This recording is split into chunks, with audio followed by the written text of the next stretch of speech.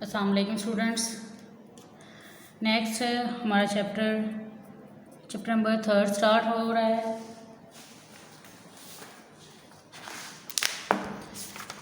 Page number 32 पे coordination and control.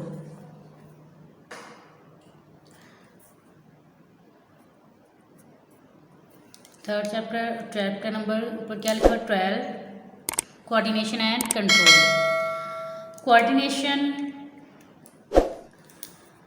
Coordination का मतलब है working together of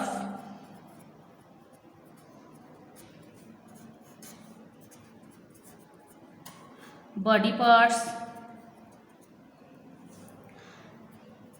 in harmony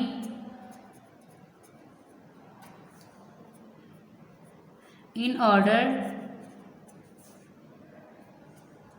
to perform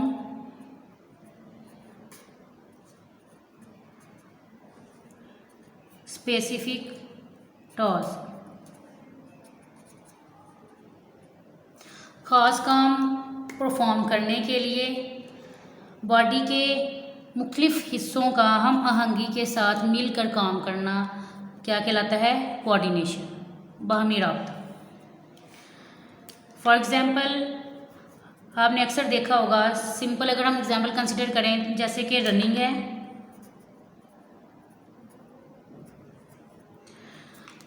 दौड़ने का प्रोसेस में आपने देखा होगा कि सिर्फ हमारा एक बॉडी का हिस्सा काम नहीं कर रहा होता, बल्कि डिफरेंट बॉडी पार्ट जो है हम आहंगी के साथ मिलकर काम कर रहे होते हैं, जैसे कि ब्रेन, लंग्स, मसल्स,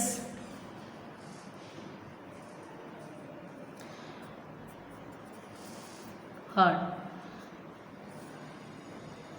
सपोज करें आप सोच रहे कि मैंने दौड़ना है, आपका ब्रेन लंग्स को पैगाम भेजेगा ताकि ब्रीथिंग का प्रोसेस स्टार्ट हो,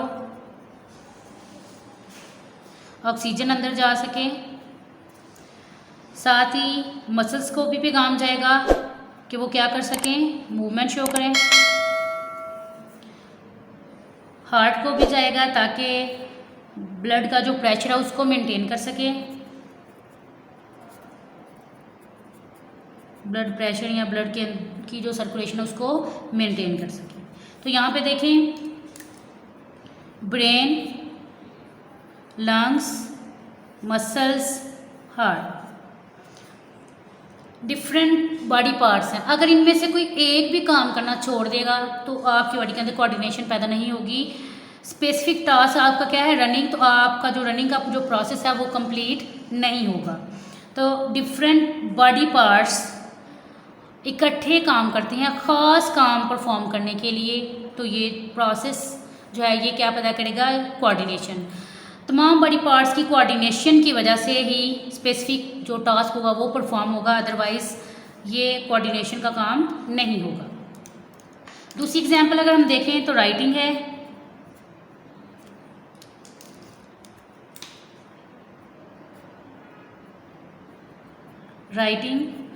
तो राइटिंग में भी आप देखें, हमारे सिर्फ हाथ नहीं काम कर रहे थे, बल्कि फिंगर्स भी, फिंगर के साथ आइज़ भी, आइज़ के साथ थॉट्स वगैरह,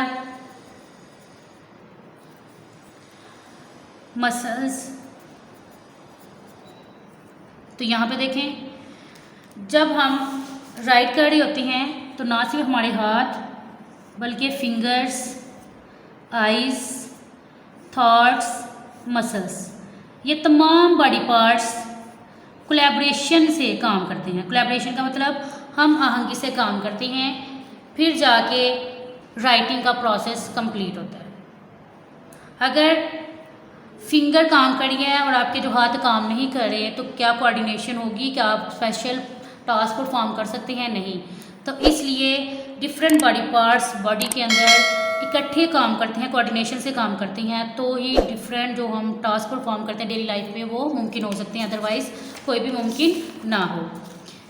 कोऑर्डिनेशन की नेक्स्ट 2 टाइप्स हैं, nervous coordination and chemical coordination.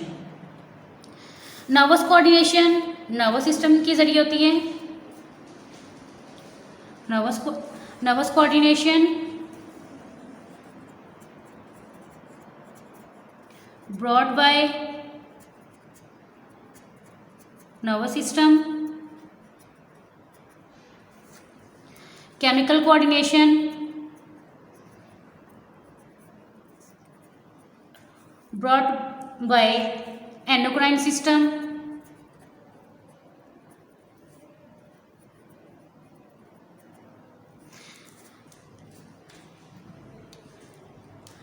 Nervous coordination जो है ये फास्ट होती है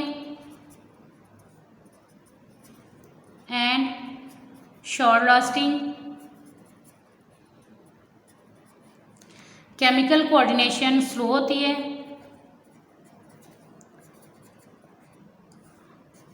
एंड लॉन्ग लास्टिंग। स्लो मतलब आहिस्ता होगी लेकिन लंबे अरसे के लिए चलेगी, लेकिन जो नर्वस कोऑर्डिनेशन है वो बहुत तेज़ी के साथ होगी लेकिन थोड़े से अरसे के लिए, थोड़े वक्त के लिए होगी। नर्वस कोऑर्डिनेशन के अंदर इन्वॉल्व होता है brain and spinal cord.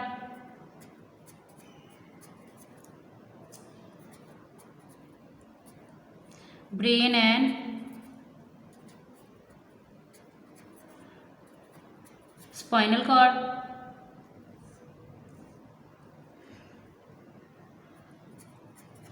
involves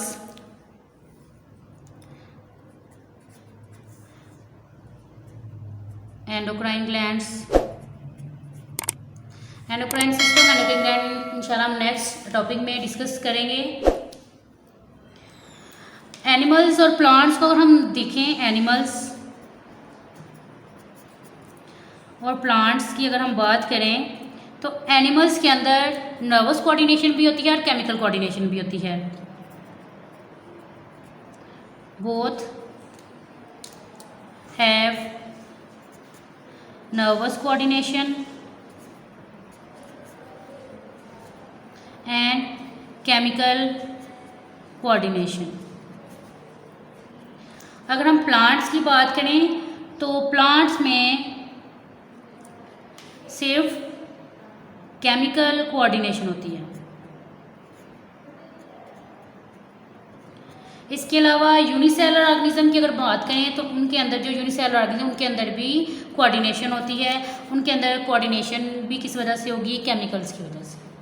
आपने इसको अच्छी तरह से याद भी करना है और समझना भी है। कोऑर्डिनेशन की डेफिनेशन भी आ जाती है पेपर में और टाइप्स भी जो है वो पूछी जा सकती हैं। अच्छी तरह से आपने इसको याद भी करना है और लिखना भी। अल्लाह हाफिज़।